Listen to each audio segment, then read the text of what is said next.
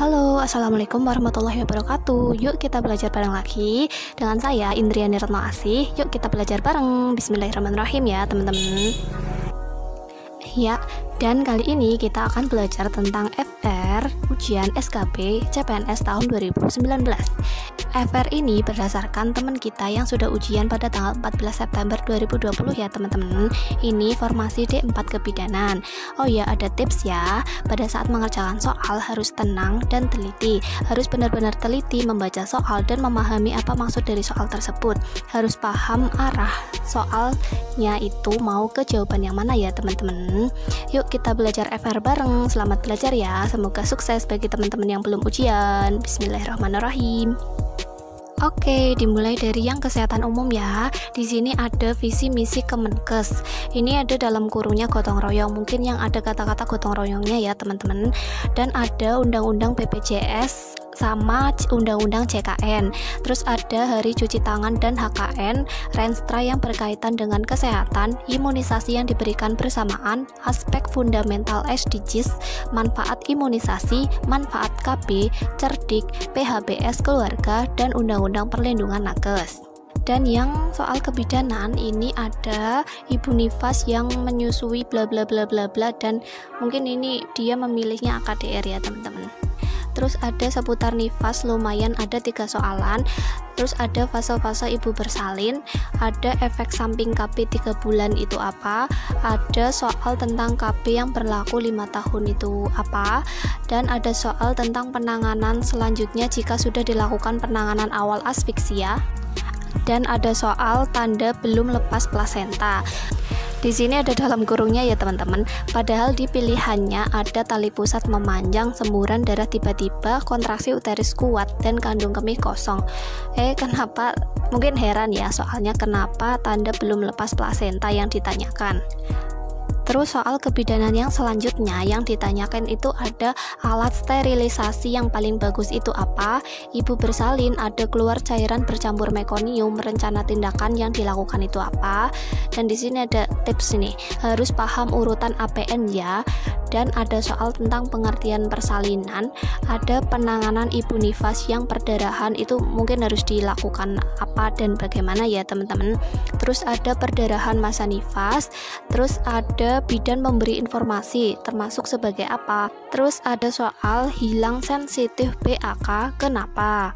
Yuk sekarang kita bahas dan cari tahu jawabannya ya teman-teman. Nanti jika ada yang kurang tepat ataupun materi yang salah, nanti teman-teman bisa koreksi ya teman-teman. Oke, ini ada visi Kemenkes. Visi Kemenkes yaitu terwujudnya masyarakat sehat, produktif, mandiri, dan berkeadilan untuk menuju Indonesia maju yang berdaulat, mandiri, dan berkepribadian berlandaskan gotong royong. Tadi kan pada FR-nya kan ada gotong royongnya ya teman-teman. Mungkin ini ya, ini dipahami dan dihafalkan ya. Terus ada visi Kemenkes.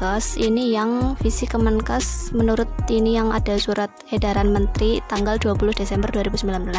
Misi Kemenkesnya guna mendukung peningkatan kualitas manusia Indonesia. Kemenkes menetapkan misi sebagai berikut, yaitu ada 4. Yang pertama, memperkuat upaya kesehatan yang bermutu dan menjangkau seluruh penduduk Indonesia. 2. Memberdayakan masyarakat dan mengharusutamakan pembangunan kesehatan. 3. Meningkatkan ketersediaan, pemerataan, dan mutu sumber daya kesehatan. Dan 4. Memantapkan tata kelola pemerintahan yang baik, bersih, dan inovatif. Dan tadi ada Renstra yang berkaitan dengan kesehatan. Mungkin ini ya arah kebijakannya. 1. Akselerasi pemenuhan akses pelayanan kesehatan ibu, anak, remaja, dan lanjut usia yang berkualitas. 2. Mempercepat perbaikan gizi masyarakat. 3. Meningkatkan pengendalian penyakit dan penyehatan lingkungan. 4. Meningkatkan akses pelayanan kesehatan dasar yang berkualitas. 5. Meningkatkan akses pelayanan kesehatan rujukan yang berkualitas. 6. Meningkatkan ketersediaan, keterjangkauan, pemerataan, dan kualitas farmasi dan alat kesehatan. 7. Meningkatkan pengawasan obat dan makanan. 8. Meningkatkan ketersediaan, persebaran, dan mutu sumber daya manusia kesehatan. 9. Meningkatkan promosi kesehatan dan pemberdayaan masyarakat. 10. Menguatkan manajemen penelitian pengembangan dan sistem informasi. 11. Memantapkan pelaksanaan sistem jaminan sosial nasional bidang kesehatan. 12. Mengembangkan dan meningkatkan efektivitas pembiayaan kesehatan. Lanjut mencari tahu jawaban FR selanjutnya, yaitu yang pertama ada Undang-Undang BPJS. Undang-Undang BPJS yaitu Undang-Undang Nomor 24 Tahun 2011.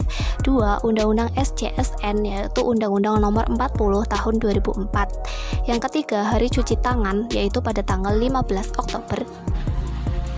4. Hari Kesehatan Nasional pada tanggal 12 November. 5. Imunisasi yang diberikan bersamaan yaitu BCG dan polio atau DPT, HIV, dan polio. 6. Aspek fundamental SDGs yaitu ada 5 atau 5P. People yaitu orang, planet atau bumi, peace atau perdamaian, prosperity atau kemakmuran, dan partnership atau kemitraan. 7. Manfaat dari imunisasi yaitu menghemat biaya efisien karena anak jadi jarang sakit dan meminimalisir pengeluaran biaya perawatan sakit. 8. Manfaat KB yaitu dapat menekan laju pertumbuhan penduduk. 9. Undang-Undang Perlindungan Nakes yaitu terdapat pada Undang-Undang Nomor 36 Tahun 2014 yaitu pada Pasal 57, tenaga kesehatan dalam menjalankan praktik berhak memperoleh perlindungan hukum sepanjang melaksanakan tugas sesuai dengan standar profesi, standar pelayanan profesi, dan standar prosedur operasional. Selanjutnya, teman-teman harus belajar, memahami, dan sedikit menghafal mungkin ya teman-teman, tentang cerdik, yaitu program untuk mencegah penyakit tidak menular, yaitu dengan perilaku cerdik ya. Cerdik adalah C-nya cek kesehatan secara rutin, E. enyahkan asap rokok, R. rajin aktivitas fisik, D. diet seimbang, I. istirahat cukup, dan K. kelola stres. Teman-teman juga harus memahami tentang 10 PHBS dalam keluarga atau perilaku hidup bersih dan sehat ya teman-teman. Yang pertama, persalinan ditolong oleh tenaga kesehatan. 2. Memberi bayi ASI eksklusif.